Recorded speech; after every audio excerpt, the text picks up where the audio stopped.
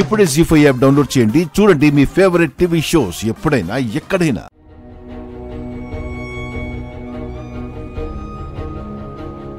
నీ పెళ్లిలో ఈ నాన్న మాత్రమే ఉంటే సరిపోతుందా? అమ్మ కూడా కావాలా? మీ ఇష్టమే నా ఇష్టం.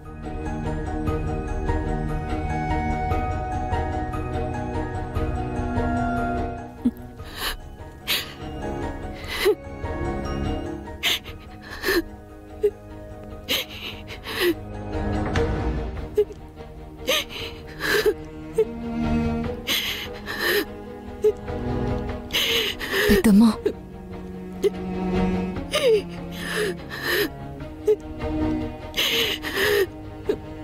బాధపడకు పెద్దమ్మా. బాధపడకుండా ఎలా ఉండాలి అత్య? ఎలా ఉండగలను? కట్టుకున్న భర్తకే కాదు, కన్న కూతురికి కూడా నేనక్కడ లేదన్నైపోయాను. నిన్నటి వరకు అమ్మ అమ్మ అని కొంగు పట్టుకు తిరిగిన అది కూడా ఇవాళ నాకు అమ్మ అవసరం లేదని చెప్పేసింది. అలా ఏం కాదులే పెద్దమ్మా. రామలక్ష్మికి మీరంటే ఎంత ప్రేమో అందరికంటే మీకే బాగా తెలుసు. కానీ పరిస్థితుల వల్ల పెళ్లి కారణంగా పరువు గురించి ఆలోచిస్తూ పెదనాన్న అదుపాజ్ఞలో మాట్లాడాల్సి వచ్చింది, అంతే. పరిస్థితులు, కారణాలు పరువు కన్నా తల్లి ప్రేమ ఎక్కువని ఎప్పుడు అర్థమవుతుంది దానికి? కన్న కూతురి కన్యాదాన వేడుకకి కన్న తల్లి అవసరం లేదట.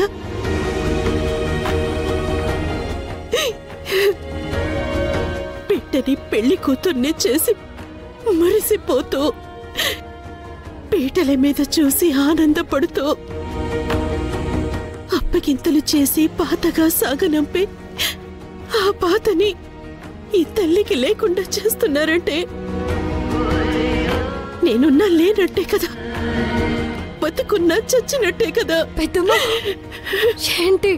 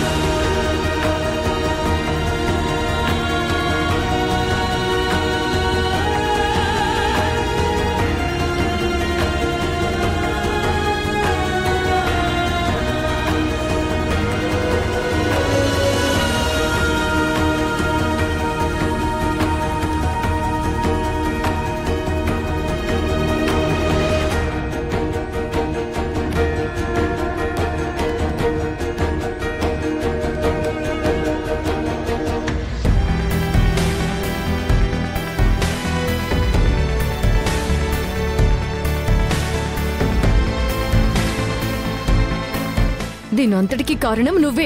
నేనేం చేశాను అత్తయ్య? ఏం చేశానని ఎలా అడగగలుగుతున్నావు?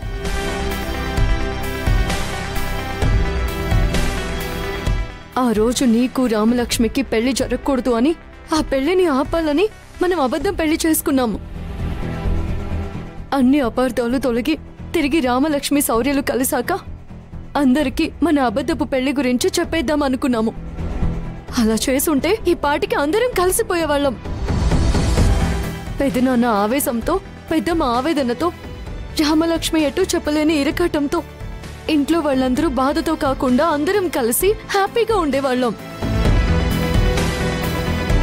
కానీ అది అబద్ధం పెళ్ళని చెప్పే అవకాశం లేకుండా బలవంతంగా నా మెడలో తాళి కట్టి ఆ అవకాశాన్ని నాశనం చేశావు.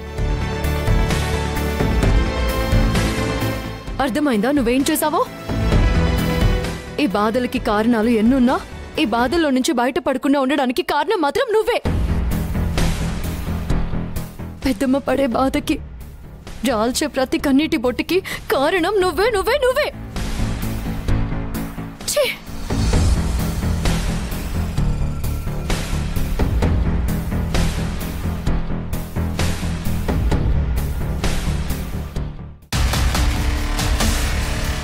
ఏమండి ఒకసారి ఫోన్ ఇవ్వండి. ఫోన్ ఎందుకు? మాట్లాడడానికండి. ఫోన్ ఎందుకని అడుగుతారేంటండి? ఇవ్వండి. ఎవరితో మాట్లాడతావు? ఇవ్వండి చెప్తాను. అసలు ఎవరికి ఫోన్ చేస్తావు? ఇంకెవరికి? ఆ రామలక్ష్మికి. అమ్మా ఏంటిది? రామలక్ష్మితో ఏం మాట్లాడతావు? ఆస్మితకి మాట ఇచ్చి ఒట్టేసింది సరిపోదా? ఇప్పుడు రామలక్ష్మికి ఫోన్ చేసి నా ప్రేమతో ఆడుకుంటావా? ఏం ప్రేమరా అది? నువ్వుండు. అమ్మా ఆ రామలక్ష్మి వల్లనే అస్మిత ప్రాణం తీసుకోపోయింది. నువ్వు సమయానికి పైకి వెళ్ళకపోయి ఉంటే ఈ పాటికి అస్మిత మన మధ్య ఉండేది కాదు. అమ్మా అది కాదు, నేను చెప్పేది విను. నువ్వు ఆగరా. అమ్మా అమ్మా అమ్మ నేను ఒకసారి చెప్పేది విను. అమ్మా నువ్వు ఆగమానా?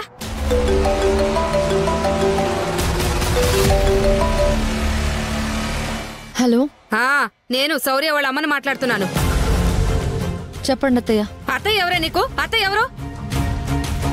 మాటలు మర్యాదగా రాని. అమ్మా అమ్మా నేను చెప్పేది వినమ్మా. నువ్వు ఉండరా, నువ్వు ఉండు. ఎందుకు ఫోన్ చేశారు? ఎందుకా? నా కొడుకు మీ ఊరికొచ్చి పంచాయతీ దగ్గర ఏదో చెప్పాడని మీ నాన్న మురిసిపోయి నీకు మా వాడికి పెళ్లి చేస్తానని ఎలా ప్రకటిస్తాడో? నాకు ఈ పెళ్లి జరగడం ఇష్టం లేదని చెప్పు. అమ్మా అమ్మా నేను చెప్పేది వినమ్మా. నువ్వు ఉండరా. ఇక్కడ మీ అబ్బాయిని పెళ్లి చేసుకోవడానికి ఎవరూ రెడీగా లేరు. మీ అబ్బాయిని పెళ్లి చేసుకోవడం నాకు కూడా ఇష్టం లేదు. మరెవరికి ఇష్టం లేనప్పుడు ఎందుకే ఈ పెళ్లి? అన్యాయంగా అస్మితని చెప్పడానికా? అమ్మా ప్లీజ్ అమ్మా.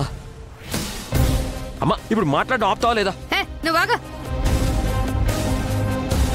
నీ వల్ల నా కొడుకు చావు అంచుల దాకా వెళ్తే అస్మిత వాణ్ణి ప్రాణం పోసి కాపాడుకుంది. వాడే సర్వస్వం అనుకుని సర్వం వదులుకుని మా ఇంటికొచ్చింది. ఇప్పుడు మీ నాన్న నీకు శౌర్యకి పెళ్లి చేస్తున్నాడని తెలిసి విషం తాగి తన ప్రాణాల మీదకు తెచ్చుకుని హాస్పిటల్లో పడింది. అమ్మా ఇంక మాట్లాడించాలా? ఆపమ్మా. నువ్వు ఉండరా. హాస్పిటలా? అస్మిత విషం తాగడం ఏంటి? మరేం చేస్తుంది తాగక? నువ్వు మా వాడికి ఏ మందు పెట్టావో ఏంటో. ఇంట్లో ఉన్న తనని పట్టించుకోకుండా నిన్ను కట్టుకుంటానని వస్తే ఆత్మాభిమానం ఉన్న ఏ ఆడదైనా ఆత్మహత్య చేసుకుంటుంది. ఈ విషయాన్ని మీ నాన్నకి చెప్పి పెళ్లి ఆపించు. నేను చెప్పేది ఇటివరా. ఇదిగోండి నీ ఫోను.